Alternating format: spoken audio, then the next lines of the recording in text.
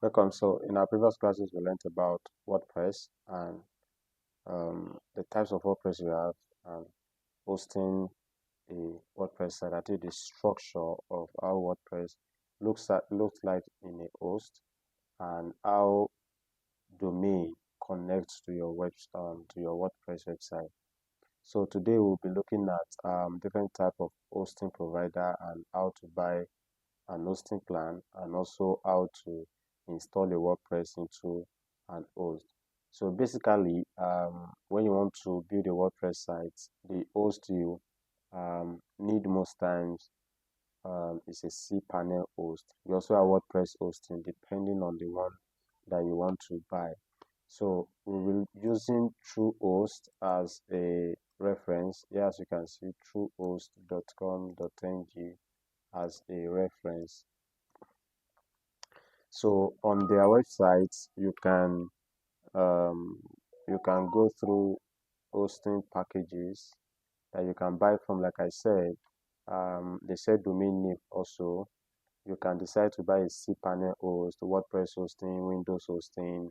All of these hosting packages or different type of host, they they have their functions and where they are applicable.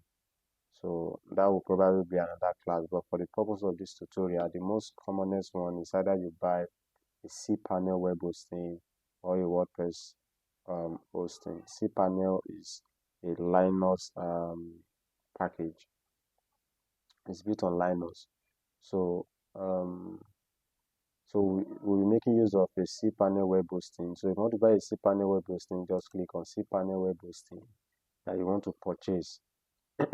In most cases, you might want to buy a domain first before you buy an hosting package. On the other hand, most hosting companies, where you want to buy an host from them, they give you the option to attach a domain to your invoice so that you can buy an hosting um, alongside the hosting package. So we have different package based on their strength and their capacity.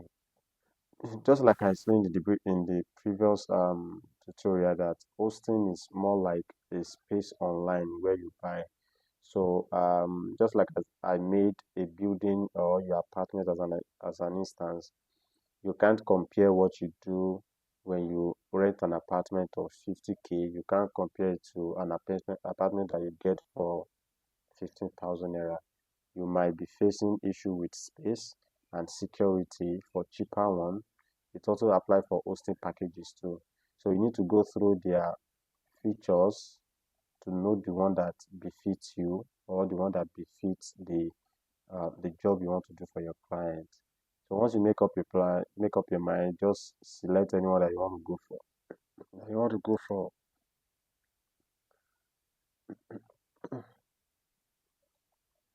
So I selected one. Like I said, most hosting platform gives you the option to register a domain alongside while you're purchasing and hosting from them. So here you see register a new domain, you get to enter the domain name, pick the extension. Then if you have a domain before with another registrar, you can either transfer the domain to your current hosting provider, or you update the name server. All of these are they are different tutorials on their own. But as a new um, as a new developer, you probably want to register a new domain. Just do everything once and for all with an hosting provider instead of having them around. There are a couple of benefits from having them in different places.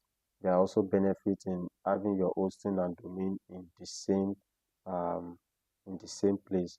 But the essence is either they're in the same place or not, they can still work seamlessly without any issue at all. So you can decide to register your domain with A company, then register your hosting with B company. At the end of the day, you can connect them together using what we call the name server, as you can see here on my screen, or you transfer it entirely to your new hosting provider.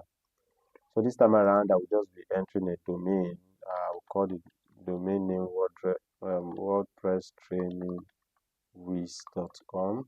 So you need to check it if it's available in the market. So if it is available, you get to know. So here you can see the .com is available, the .com.ng and their price is there. So I'll just select one and move. I've added that to my invoice, so I can click on continue.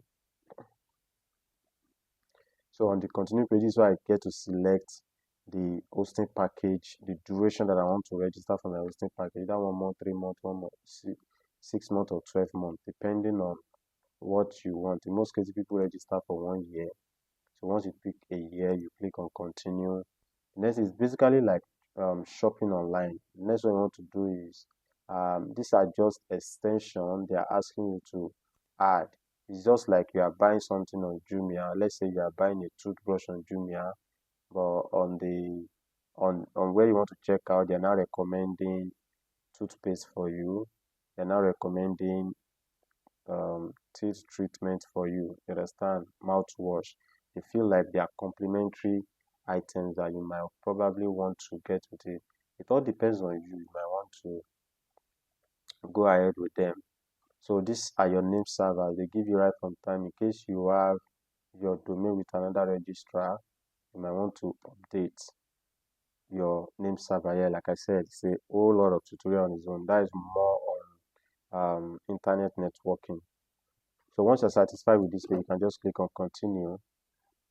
And on the continue page, if you don't understand all of this, it's always good to reach out to someone that understands so that they can put you through. So on this last page, you can still view. There are still like complementary features that you might want to add to whatever you are purchasing from them. So that's that. Then I can now click on checkout. So once you check out, it takes you to where you make payment. You can use your ATM card. Since this is a Nigerian company, you can pay through bank transfer also. So once you are done with that, I already have an hosting account with them. They will send you an email for the login and configurations to your email, so you can continue from there. So I'll just log into the hosting provider that I have with them here and continue with that instead of buying an entirely new domain from them.